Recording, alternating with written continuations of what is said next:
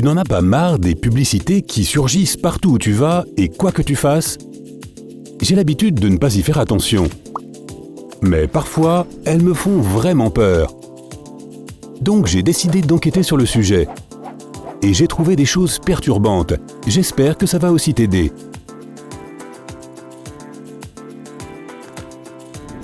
En fait, comme tout le monde, j'ai l'habitude d'avoir des publicités ciblées dans mon navigateur après chacune de mes recherches. Ce n'est pas très surprenant après tout, je sème moi-même des infos. Mais en gros, si j'ai besoin d'une nouvelle planche à repasser, la première chose que je fais est chercher où je peux en trouver une. Après, j'ai des pubs de partout qui me suggèrent des entreprises dont je n'ai jamais entendu parler et qui me proposent les meilleures offres. Et ce n'est pas grave, c'est comme ça que ça fonctionne. Mais il n'y a pas si longtemps, j'ai laissé une poêle vide sur ma plaque chaude sans faire exprès et je suis allé travailler.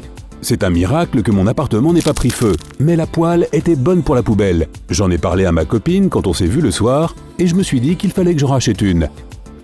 Le lendemain matin, quand j'ai ouvert le moteur de recherche sur mon téléphone, la première chose que j'ai vue était une publicité d'un magasin d'ustensiles de cuisine avec une image de poêle. Dire que j'étais stupéfait est un mot faible. Je n'avais encore rien cherché à propos de cette nouvelle poêle. Je n'en avais rien dit sur Facebook ou Twitter ou n'importe quel autre réseau social. Je n'avais même appelé personne. J'en avais juste parlé à ma copine. C'est tout.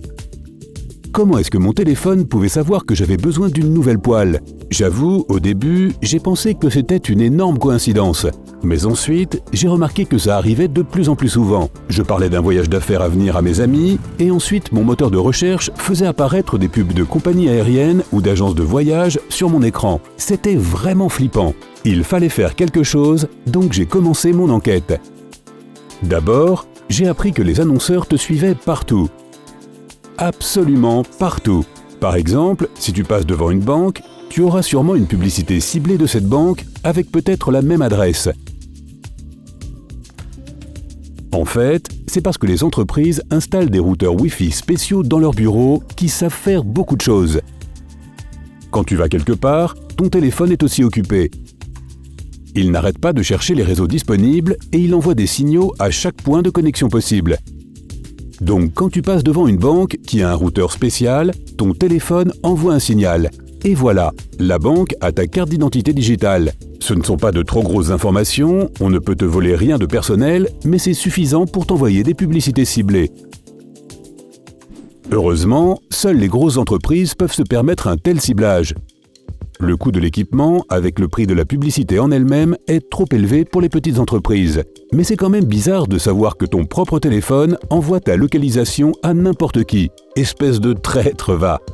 À plus grande échelle, les annonceurs peuvent utiliser des tags géographiques pour te cibler. Ces tags sont comme des points sur la carte, et quand tu es à une certaine distance d'un de ces points, tu reçois des pubs spécifiques. C'est même plus facile de t'atteindre si tu utilises les réseaux de Wi-Fi publics. Quand tu te connectes au Wi-Fi dans les transports publics par exemple, tu acceptes de donner des informations sur toi et sur l'endroit où tu te rends. Donc, des publicités vont apparaître sur ton téléphone pour te proposer des adresses où t'arrêter. Tu devrais aussi faire attention aux synchronisations d'appareils. Comme tout le monde, j'utilise plusieurs applications sur mon téléphone et j'avoue que je ne lis jamais entièrement les conditions d'utilisation. Qu'il fait, mais je devrais peut-être y faire plus attention. En fait, les applis enregistrent tes données et les envoient à des annonceurs. Par exemple, une application de sport. Tu autorises l'appli à accéder à ton téléphone et elle fait très vite le travail. Ta pulsation cardiaque, le nombre de kilomètres que tu as marché, des infos assez sensibles je pense. Puis tout ça est envoyé à une tierce personne et tu as donné ton autorisation. Je viens de parler de la synchronisation, mais attends une minute pour voir comment ça fonctionne. Quand une appli à laquelle tu as donné diverses autorisations envoie tes données aux annonceurs, elles sont comparées avec les différentes publicités disponibles pour t'envoyer la pub qui te correspond le plus. Par exemple, si tu cours dans un parc en particulier et qu'un nouvel appartement se construit à côté, tu recevras sûrement des pubs te proposant d'acheter l'appartement. Ton GPS t'a trahi. Il a envoyé tes données aux annonceurs et leur système a relié les localisations que tu fréquentes souvent avec une offre d'une entreprise dans leur base de données. En fait, c'est encore mieux que les pubs géolocalisées, parce qu'elles sont plus personnalisées. Mais si tu es comme moi, ça t'énervera encore plus. Bon, j'ai parlé de presque tout et voici le dernier élément. Tu te souviens de mon histoire sur la poêle et le voyage d'affaires? Eh bien, j'étais choqué de découvrir que mon téléphone m'écoutait, et le tien aussi. Si tu as un téléphone et que tu utilises au moins un réseau social, tu es piégé. En vrai, les applis des réseaux sociaux demandent l'accès à beaucoup de fonctions de ton téléphone, dont ton micro. C'est normal, si tu veux publier des stories ou des vidéos avec du son, il faut que ton appli puisse capter le son. Mais en donnant cette autorisation, tu lui permets de t'écouter même quand tu n'enregistres rien. Attention, ce n'est qu'une supposition. Pendant mon enquête, je suis tombé sur un article de Sam Nichols, un journaliste en freelance, qui se posait les mêmes questions que moi.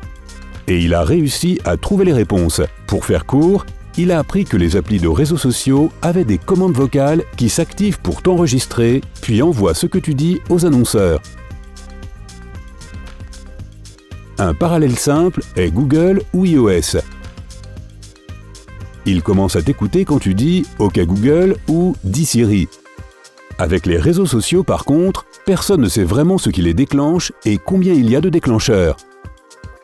Pour prouver sa théorie, Nichols a mené une expérience en commençant à dire des mots aléatoires à son téléphone pour essayer d'activer l'enregistrement. Il a fait ça pendant 5 jours, puis a regardé comment son flux avait changé, c'est-à-dire les publications sponsorisées. Tu ne peux pas savoir à quel point j'ai été ébahi de voir que toutes les pubs étaient liées à un mot qu'il avait prononcé. Par exemple, il avait dit « J'ai besoin d'un nouveau t-shirt » ou « Je pense reprendre mes études » et le lendemain, son flux lui proposait des pubs de magasins de vêtements et des publications à propos de différentes universités. Je ne sais pas toi, mais cette découverte m'a un peu remué. Maintenant, je comprends bien pour la poêle et les billets d'avion. Mes applications de réseaux sociaux m'ont enregistré en train d'en parler et ont vendu ces infos à des annonceurs. Je sais qu'il y a des méthodes pour me protéger, mais il n'y a pas non plus de manière parfaite pour éliminer toute publicité ciblée de ma vie. Mais au moins, cette collection de données est plus ou moins innocente. Bon, sauf si tu te concentres uniquement sur ces applis qui t'écoutent dans ton dos. Les seules tierces personnes qui reçoivent tes données sont des annonceurs, et il n'y a rien de trop personnel dedans. Tout ce que tu dis est rendu de manière anonyme et donc ça ne peut pas être retracé jusqu'à toi. Tes mots se transforment en code qui est envoyé au serveur. Donc personne ne sait vraiment que c'est toi qui as dit ci ou ça. Le système trouve juste les pistes laissées par ton téléphone et les utilise à son avantage. Je te comprends quand même si tu trouves ça effrayant. Donc pour finir mon histoire, comme j'ai dit, il y a des manières de se protéger si tu ne veux pas de publicité qui inonde ton écran. La plus importante est le VPN, Virtual Private Network, c'est-à-dire un réseau privé. C'est un moyen parfaitement légal de cacher ta présence sur Internet et d'empêcher qui que ce soit de recueillir des données sur toi. Obtenir un VPN est comme acheter une place de parking sur Internet. Quelles que soient tes actions, tu as toujours un endroit sain et sauf auquel retourner. Les annonceurs ne seront pas capables de tracer tes actions, donc tu ne recevras pas de publicité ciblée. Si tu veux complètement éliminer les pubs, il y a des logiciels et des extensions de navigateurs légaux pour bloquer les pubs. Ce ne sont pas non plus que des gilets pare-balles et certaines informations arriveront à passer, mais tu verras déjà beaucoup moins de pubs. Voilà, j'espère que mon enquête t'aura été utile. Est-ce que tu as d'autres conseils pour te débarrasser des pubs? Dis-moi tout dans les commentaires. Si tu as appris quelque chose aujourd'hui, aime cette vidéo et partage-la avec un ami. Mais attends, ne pars pas tout de suite. Nous avons 2000 autres vidéos sympas pour toi. Tu dois juste choisir entre celles de gauche et de droite, cliquer dessus et profiter. Reste sur Sympa.